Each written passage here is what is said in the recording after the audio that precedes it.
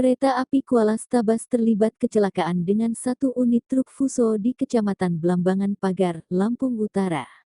Akibatnya, kereta api tersebut anjlok atau keluar jalur perlintasan. Informasi dihimpun, peristiwa itu terjadi pada Selasa, tanggal 18 Juli tahun 2023, sekitar pukul 15 waktu Indonesia Barat.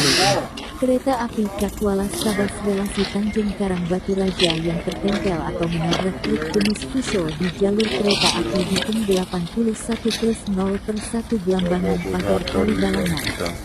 Berdasarkan informasi, kecelakaan yang melibatkan kereta penumpang dan truk bermuat tebu itu berlokasi setelah stasiun Sulusuban arah stasiun Kota Bumi. Akibatnya, kereta terhenti karena insiden tersebut.